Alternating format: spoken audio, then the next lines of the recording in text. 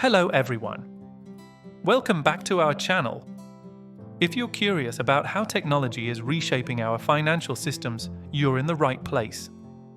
Today, we're diving into a fascinating topic that's becoming increasingly relevant in our digital age: central bank digital currencies, or CBDCs for short.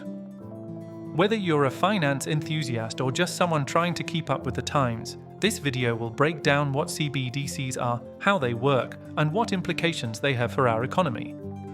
So, let's get started. But first, let me ask you this: what if the money you use every day could be fully digital, secure, and backed by your government? Sounds intriguing, right? Let's explore that idea further. Central Bank Digital Currency, or CBDC, is a digital form of a country's fiat currency.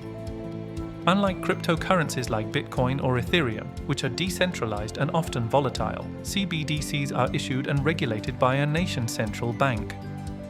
Essentially, a CBDC is the digital equivalent of cash but exists only in electronic form.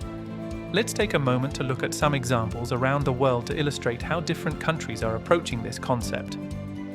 China has been at the forefront of CBDC development with its digital currency electronic payment, or DCEP.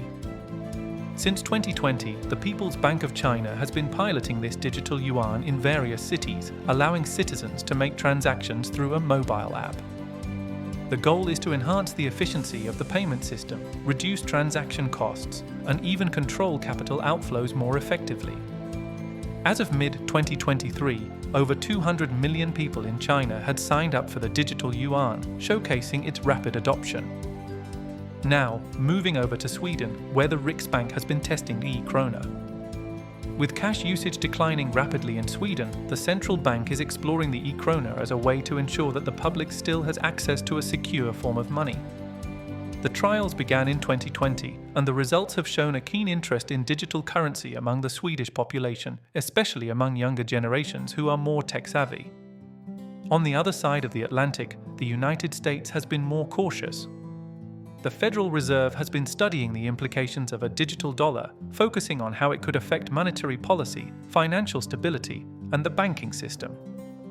In recent discussions, officials have emphasized the need for a thorough examination before moving forward.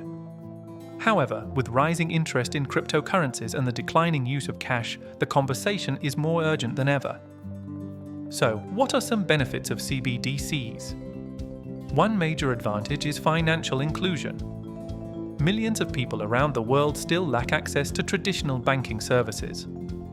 A CBDC could provide a digital wallet accessible to anyone with a smartphone, allowing them to participate in the economy more easily. In fact, the Bank for International Settlements reported that around 1.7 billion adults globally remain unbanked. A well-implemented CBDC could change that landscape considerably. Another benefit is the potential for increased transaction efficiency. CBDCs can facilitate faster and cheaper cross-border payments. Currently, international money transfers can take several days and incur high fees. With a digital currency, these transactions could be instantaneous and much cheaper, benefiting both individuals and businesses. However, there are also challenges and risks involved in implementing CBDCs.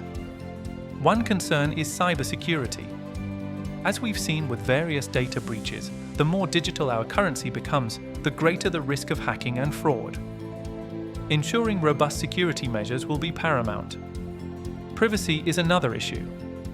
With CBDCs, every transaction could potentially be tracked by the central bank, leading to concerns about government surveillance and individual privacy. Striking a balance between transparency and privacy will be a significant challenge for policymakers. Finally, there's the question of how CBDCs could impact traditional banks. If people start using digital currencies issued by their central banks, it could lead to a reduction in deposits at commercial banks. This shift could disrupt the banking system, affecting the availability of loans and credit. It's a complex issue that requires careful consideration. So, where do we stand now? As of late 2023, more than 100 countries are exploring or have already launched CBDCs, including nations like Brazil, India, and the European Union. The International Monetary Fund has emphasized that CBDCs could reshape the future of money, but they also stress the importance of a thoughtful approach that considers the unique economic contexts of each country. As we move forward, it's clear that CBDCs are more than just a trend, they represent a significant evolution in how we think about money. Whether you're excited or apprehensive about these changes, staying informed is crucial. To wrap up, central bank digital currencies hold great promise for making financial systems more efficient and inclusive. However, they also present challenges that need to be addressed carefully. As we continue to navigate through these digital waters, it's essential to keep the dialogue going about how we can leverage technology to create a better financial future for everyone. If you enjoyed this video and learned something new, please give it a thumbs up and subscribe to our channel for more educational content. Also, leave us a comment below with your thoughts on CBDCs. Are you excited about the future of digital currency, or do you have concerns? We'd love to hear from you. Thanks for watching, and see you in the next video.